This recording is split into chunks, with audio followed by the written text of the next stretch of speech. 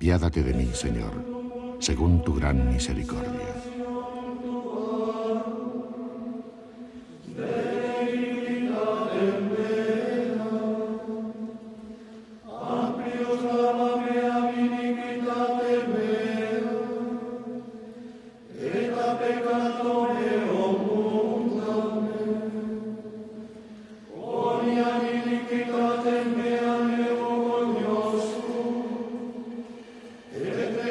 Esta plegaria del rey David, en el Salmo Miserere Mei, es uno de los textos más sublimes y profundos de la Sagrada Escritura, y que el canto gregoriano transformó en melodiosa oración.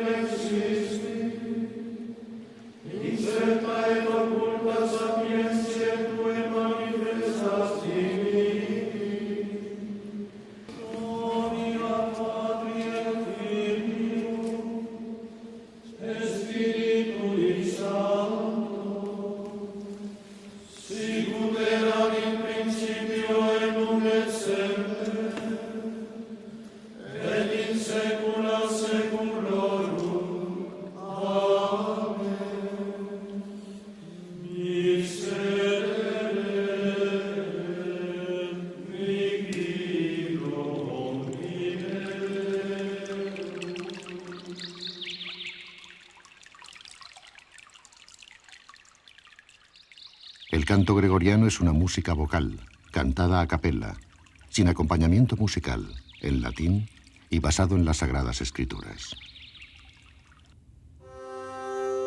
La música de la primitiva Iglesia de Roma tiene sus orígenes en las comunidades cristianas de Oriente, herederas de las tradiciones judías. Estas, a su vez, están sujetas a la influencia de la música griega, prácticamente universal en el inicio de la era cristiana.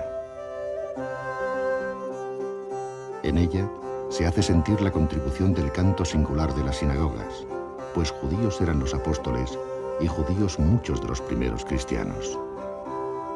En la liturgia cristiana se conservan huellas de la liturgia hebrea, como las horas de los rezos y las formas de devoción. De la misma manera, melodías cantadas en el templo de Jerusalén pasarían a la liturgia de la primitiva Iglesia.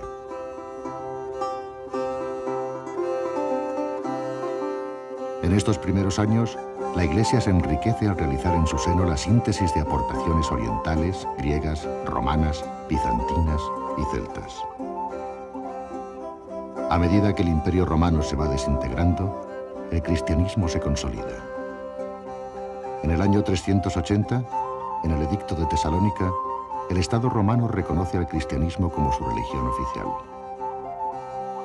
El Imperio Romano se divide en dos, Oriente y Occidente, y en el siglo IV su decadencia es ya imparable. Por su parte, el cristianismo se afianza, organiza su jerarquía y se institucionaliza. El pontífice romano se perfila como la máxima autoridad, como sucesor del primer apóstol Pedro, cabeza visible de la cristiandad. Se produce un gran fortalecimiento de la Iglesia que hereda el poder del imperio. La liturgia se consolida hacia el siglo IV y con ella el canto. De esta forma, los fieles que se reunían para celebrar los sagrados misterios tenían alguna forma de cántico para la recitación de los salmos. A pesar de que ningún documento musical de los primeros siglos ha llegado hasta nosotros, es posible conocer la liturgia primitiva a través de referencias del Nuevo Testamento. Los apóstoles adaptaron su mensaje a los oyentes griegos, bárbaros. Las oraciones, los himnos, fueron transmitidos primero de forma oral y más tarde escritos en los evangelios. En el de San Lucas encontramos cánticos como el Magnificat o el Benedictus, que pueden tener su origen en la liturgia de Jerusalén.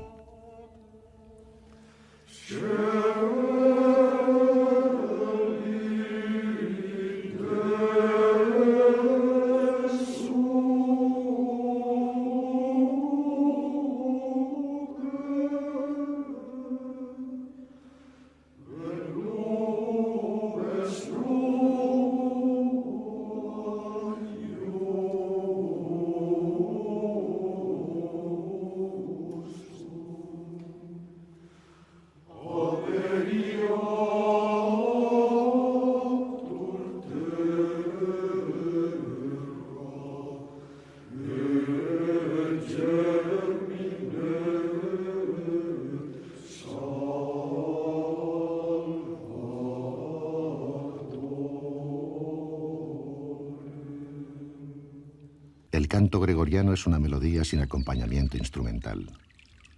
Este hecho no es fruto de la casualidad.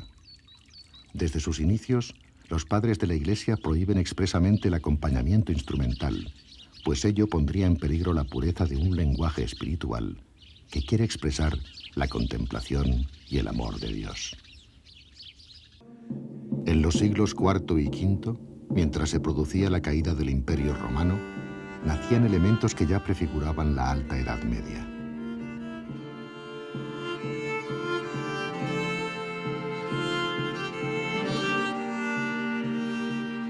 El latifundio y las aldeas sustituirán al Estado y a la ciudad. La sociedad se estratifica en señores y siervos.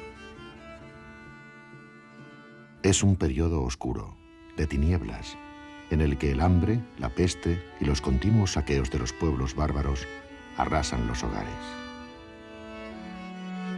La Iglesia de Roma, que ha asumido la jefatura de Occidente y los estados bárbaros, se reparte en el Mediterráneo.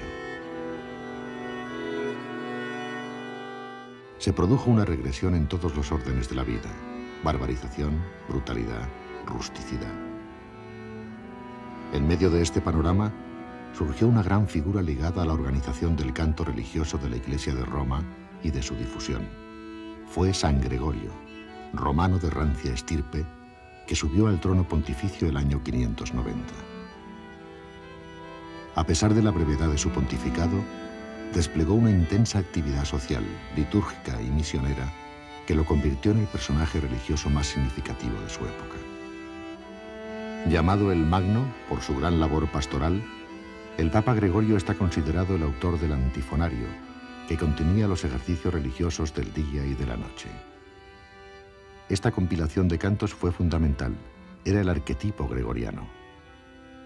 Sin embargo, algunos historiadores hacen notar que, a pesar de su educación musical y de su competencia, el Papa Gregorio I no tiene que ser considerado como un creador inspirado que ha dotado a la Iglesia de un repertorio original. Una lengua musical no puede ser obra de un solo hombre. A Gregorio I lo encontramos representado en esta imagen, sentado en la silla pontificia y dictando a un escriba las melodías que una paloma celestial le va murmurando al oído. ¿Verdad o leyenda? Lo cierto es que los siglos posteriores dieron el nombre de gregoriano al canto de la Iglesia, y la Schola Cantorum de Roma hace de Gregorio su fundador y patrono. Así, el gran legado cultural que constituye el canto litúrgico de la Iglesia quedaba recopilado y, consecuentemente, se garantizaba su transmisión a los siglos posteriores. Y es allí, en el corazón de los monasterios, donde se compuso el repertorio del canto gregoriano. Miles de piezas para todos los días y fiestas del año e innumerables himnos, salmos y responsorios.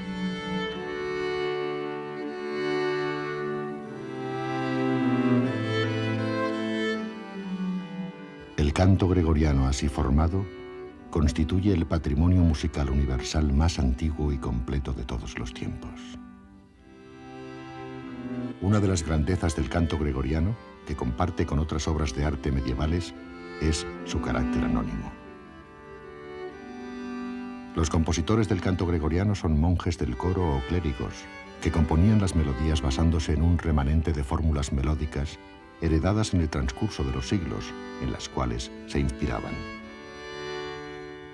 No trataban de ser originales ni de expresarse como individuos, sino que trabajaban con un propósito común: transcribir la palabra de las Sagradas Escrituras a bellas melodías para enriquecer la liturgia a mayor gloria de Dios.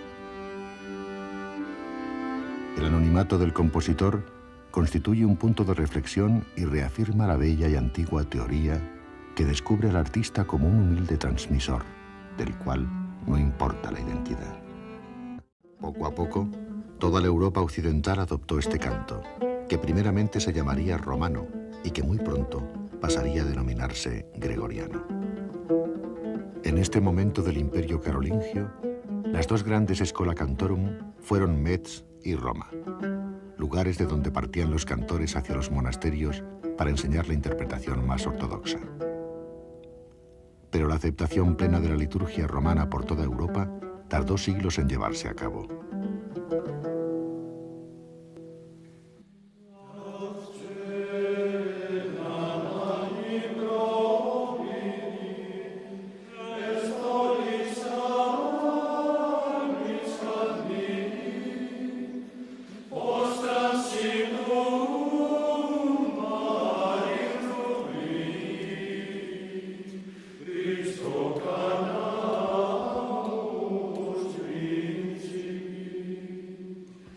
Tal como apreciamos en este himno, el canto gregoriano es monódico, solo tiene una voz que se canta por todos al unísono. En el canto gregoriano la palabra tiene primacía sobre la música, lo que significa que el ritmo viene marcado por el texto. El acento en la palabra es lo que da vida y flexibilidad al ritmo gregoriano.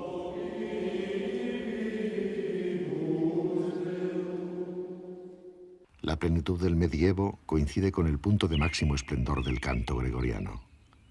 En los monasterios benedictinos el canto de la iglesia no era solo una forma musical, sino una oración vocal cantada por hombres dedicados a la meditación. El canto gregoriano hubiera podido desaparecer en los siglos XIII y XIV si no hubiera sido el latín la lengua oficial de la liturgia. La reforma y revitalización del gregoriano, promovida por los primeros papas del siglo XX, recibiría un fuerte golpe con las disposiciones aprobadas en el Concilio Vaticano II, siendo Papa Juan XXIII. El concilio abrió la liturgia a las lenguas vernáculas. La Iglesia quería hacer la liturgia inteligible a los hombres y mujeres del siglo XX, adaptándola a las necesidades de los espíritus contemporáneos. El Papa Juan XXIII abordó claramente este tema. Es muy natural que la novedad de los tiempos y de las circunstancias sugiera formas y métodos diversos para transmitir la misma doctrina y darle una nueva expresión en un solo arte con 1000 formas distintas. El concilio, convocado por el Papa Roncalli, aprobó los principios y directrices que tienden con prudencia y comprensión a hacer más vitales y formadoras las diferentes partes de la liturgia conforme a las exigencias actuales de la pastoral.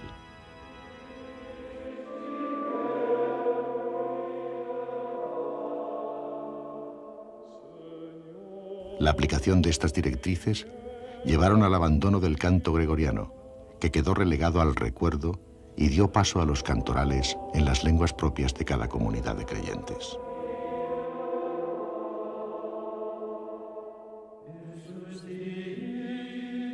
Pero en los años 90 se ha producido un hecho inesperado.